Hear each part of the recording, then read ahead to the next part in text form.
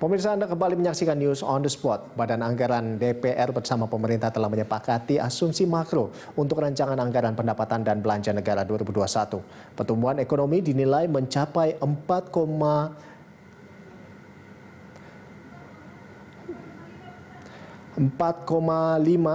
hingga 5,5%. Informasi selengkapnya kita langsung bergabung dengan rekan Widya Anggita dan juru kamera Reza serta Berki Marindo. Ya, Widya, ini bagaimana asumsi makro RAPBN 2021 dan pertumbuhan ekonomi? Ya, Rolando dan juga pemirsa, asumsi dasar RAPBN 2021 saat ini sedang dibahas di Banggar DPR RI dan pada saat ini memang fokusnya adalah penanganan COVID-19 dan pemulihan ekonomi nasional ke arah kebijakan defisit pembiayaan makro fiskal 2021.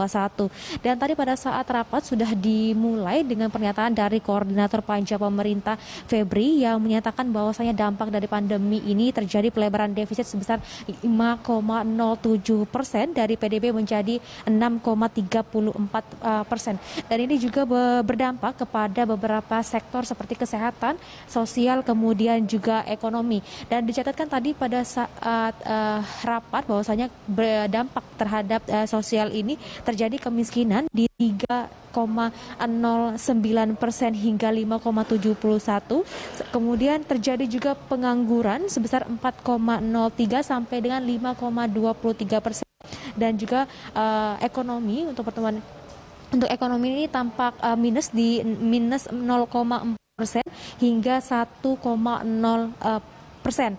Dan Febri juga menyatakan bahwasanya pada saat pandemi ini terjadi pengeluaran atau biaya penanganan untuk kesehatan mencapai 87,55 triliun. Kemudian untuk perlinsos atau perlindungan sosial ini berada di 203,90 triliun.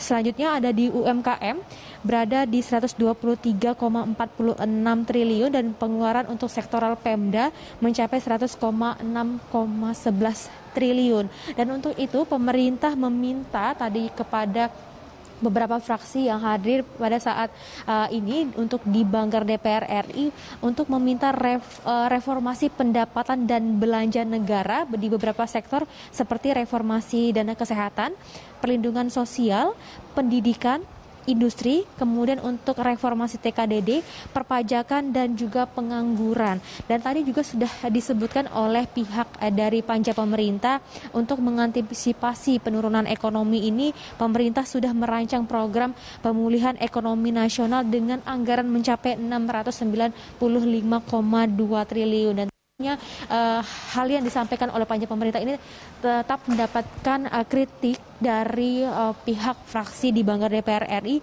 yang menyatakan bahwasanya jika melihat pola pemerintah seperti ini maka tidak ada yang bisa menjamin untuk pemulihan ekonomi pada 2021 mendatang. Dan sekali lagi disebut-sebut oleh beberapa fraksi bahwa saat ini pemerintah tidak memiliki sense of crisis terhadap permasalahan pandemi pada saat ini, karena memang dari catatan Banggar sendiri bahwasanya 70 triliun yang dikeluarkan untuk kesehatan hanya terrealisasi sekitar 1,3 triliun dan tentunya dari pihak Banggar sendiri mempertanyakan kemana beberapa anggaran tersebut. Dan juga dari pihak Banggar sendiri menyatakan kepada pihak pemerintah untuk tidak terlalu optimis terhadap pertumbuhan ekonomi yang ditargetkan 4,5 sampai dengan 5,5%, karena ini tentunya sangat terlalu tinggi apalagi bangkit dari situasi pandemi pada saat ini. Dan berbagai langkah stimulus yang diajukan oleh pihak Banggar sendiri bahwasanya pemerintah ini harus fokus di beberapa sektoral seperti konsumsi, investasi dan ekspor, kemudian dari sisi supply. Dan dari pihak Banggar sendiri menyarankan kepada pemerintah untuk pada saat ini memang untuk di kuartal 2 ini cukup anjlok, namun disarankan oleh pihak Banggar sendiri bahwasanya pemerintah ini harus mempertahankan pertumbuhan ekonomi di kuartal 3 yaitu sebesar 1,4 hingga 1,6%. Dan kemudian untuk di pemerintah harus mencapai pertumbuhan ekonomi di 3,4% agar memang tidak terjadi resesi dan untuk pemulihan ekonomi nasional di 2021. Rolando. Ya, baik, terima kasih Widya atas laporan Anda dan selamat bertugas kembali. Ya, pemirsa, demikian tadi Widya Gita dan juru kamera Muhammad Reza serta Berki Marindo melaporkan langsung dari kawasan DPR Jakarta.